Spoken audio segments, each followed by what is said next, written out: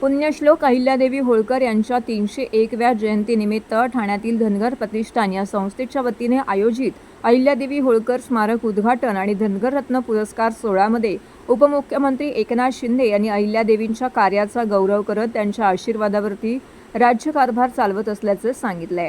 स्मारक उभारणीसाठी योगदान देता आले हे आपले भाग्य असल्याची भावना देखील त्यांनी व्यक्त केली आहे. यावेळी बोलताना शिंदे म्हणाले की अहिल्यादेवी होळकर यांचे कार्य जगप्रसिद्ध आहे.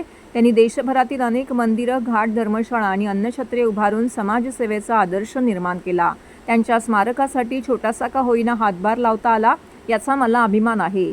स्मारक उभारणीसाठी पुढाकार घेतलेल्या संस्थेचे विशेष अभिनंदन करत त्यांनी सांगितलं की मर्यादित जागेतही अत्यंत सुंदर आणि प्रेरणादायी स्मारक उभं राहिलं आहे.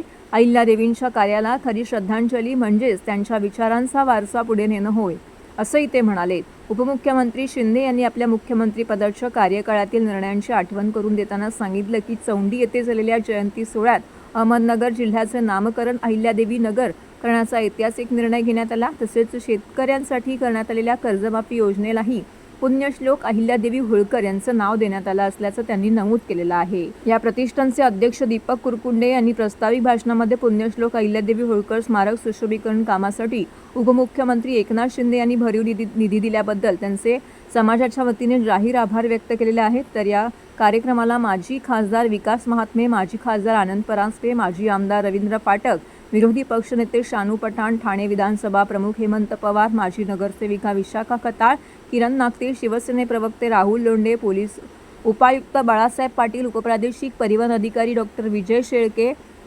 भाजपाचे संदीप माने, वर्षा माने, ज्ञानेश्वरी परदेशी यांसह अनेक धनगर समाजातील मान्यवर येथे उपस्थित होते. दरम्यान विविध क्षेत्रामध्ये उल्लेखनीय कार्य करणाऱ्या मान्यवरांना धनगर रत्न पुरस्कार प्रदान करून त्यांचा गौरव करण्यात आला.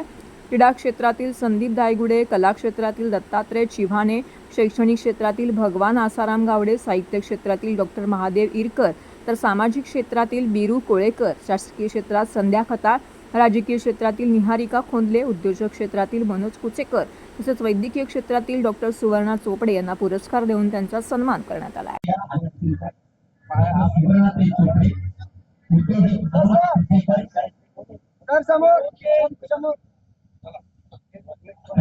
पुरस्कार प्राप्त सर्व मान्यवरांसाठी मुंबई नोकरी केली.